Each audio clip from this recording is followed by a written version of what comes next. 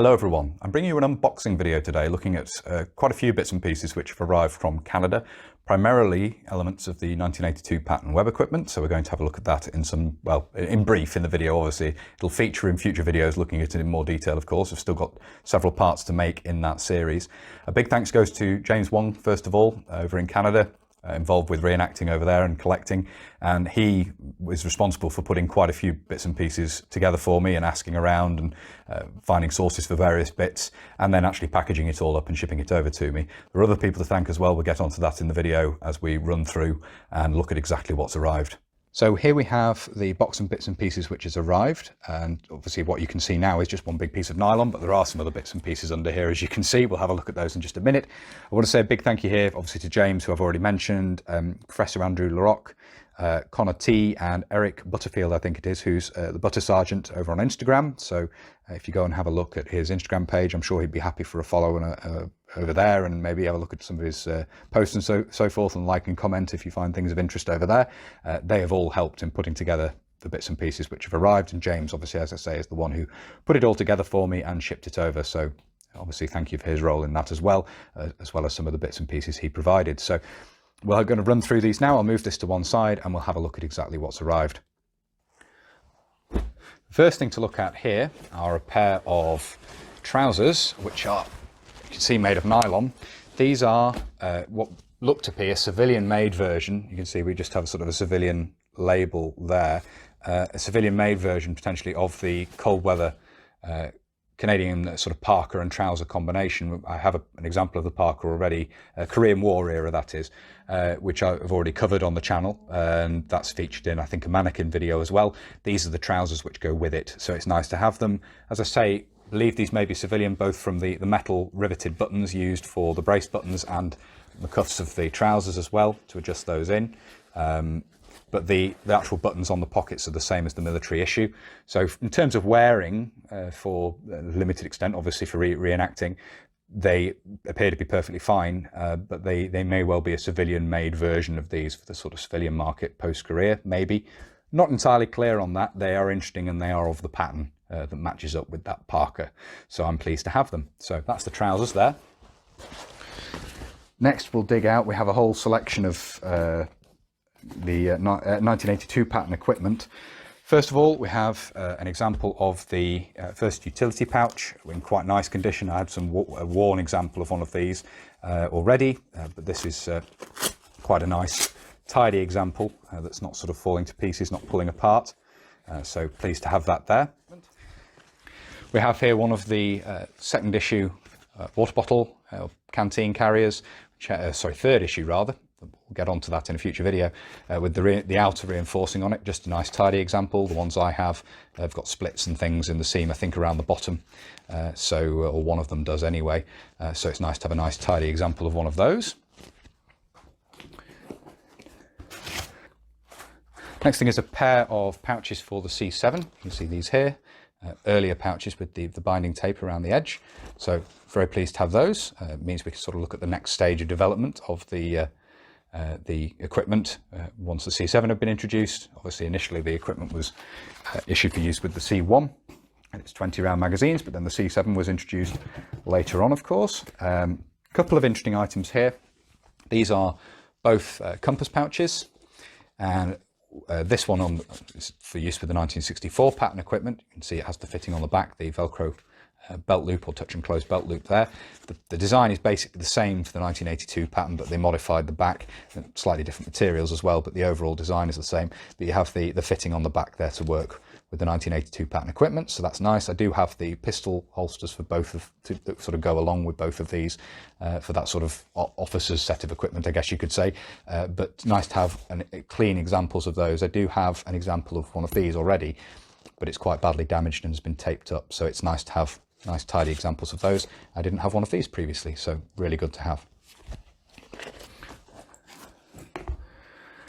Next we have a pair of bayonet frogs for the 1982 pattern equipment. I had one of there are three different versions of these, and I have the example that has both the touch and close and a snap.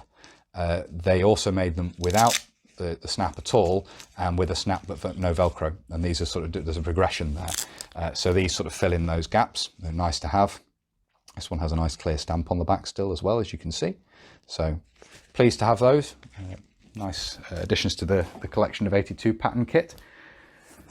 So we also have something which was thrown in, which I didn't previously have, I don't believe, but I think James added this in for me. This is a 90s example, I think, yeah, February 93, of the V-neck undershirt intended to be worn underneath the combat uniform shirt, coat or jacket. Obviously the V-neck means that this isn't exposed at the neck. You do see US crew neck versions worn as well to some degree, but nice to have one of these. 90s dated example of one of those. Also, we have something which I didn't sort of know was coming, but this is another undershirt here. You can see here, undershirts extreme cold weather male. Is the nomenclature there. It looks like June 89 in this particular instance.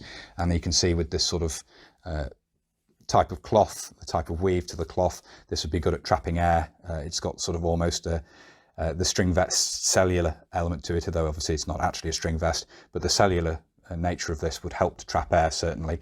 Nice elasticated cuffs there, so you can see why this is designed as part of the extreme cold weather uniform. Very nice to have. I didn't know this was coming, so thank you very much for that, guys. Much appreciated. And a few more bits of webbing now. We have another example of a C7 pouch, but I already have one of this type without the binding tape around, so that makes a pair, so that's great. That sort of fills a hole in the collection, which is really good.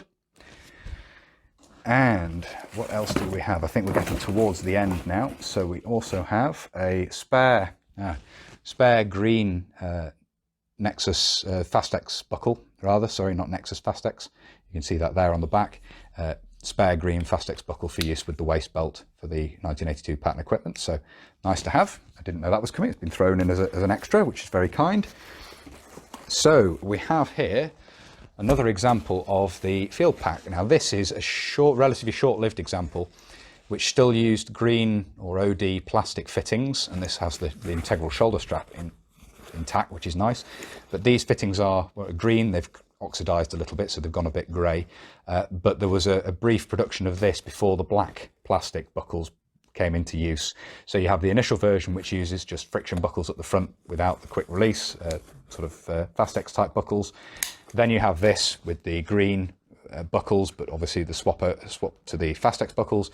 And then you have the black buckled example, which came later, which I do have an example of. So that's a nice sort of interim step in the development of the equipment, and this will feature in a future part dealing with the 1982 pattern going forward. And then we have something I'm very happy to have, is first issue example of one of these with the shoulder strap intact, because mine's had it removed. So mine actually had the shoulder strap quite neatly removed from it, but this is a nice complete example which has everything intact. Actually quite a nice clear stamp underneath the lid there as well. Sorry, I'm holding it upside down from the point of view of looking at the stamp. You can see that there, Manta, the manufacturer. So pleased to have that. Nice with the straps and everything intact there as well. It's interesting. You've got, what we've got here, sort of utility straps run through the top of the loop on the top of the flap there, and then through the plastic loop at the back. So that's interesting, presumably for carrying a load on top of this. But anyway, it's an example of one of these with the shoulder strap, the independent shoulder strap, still intact, as you can see. So that, I believe, is everything. Yep, just check the box again. Everything there. So that was just a quick run through these bits and pieces, which will of course show up on the channel in detail going forward. So I hope you found it interesting looking at this. Lots of 1982 pattern there, of course, to basically allow me to continue with the series looking at the 1982 pattern equipment. I wanted to pick up these bits and pieces for the purpose of collecting them and putting more sets of equipment together in the collection, but obviously it then allows me to make more videos looking at the 1982 pattern equipment. Really happy to have the trousers as well, much as they appear to possibly be a civilian derivative of the cold weather trousers that accompanied the Parker, which I already have. They're very nice to have as well, and really nice addition to the collection, and certainly a good wearing pair for when I want to wear that Canadian kit at events and so forth, or for recreations of kit in the future. I hope you found it interesting looking at this. Say most of this will feature in videos going forward, of course. If you'd like to see those and you haven't already, please do consider subscribing to the channel. And whether you're newly subscribing or you've previously subscribed, please do make sure you hit the little bell, the notification button down below. That will of course alert you when I upload future videos. If you really like my uploads and you would like to support the channel, you can. Both Patreon and PayPal are linked down below. And as I always say, a massive thank you to all of you who support the channel using those two methods. Your contributions to keeping the channel running and so forth are really appreciated. Thank you all very much indeed. If you'd like to follow the channel on social media, you can. Facebook, Instagram and Twitter are all linked down below. And if you'd like to get in touch with me, but you're not really a social media user, there is also an email address in the description as well. That's everything for this video. So until next time, bye for now.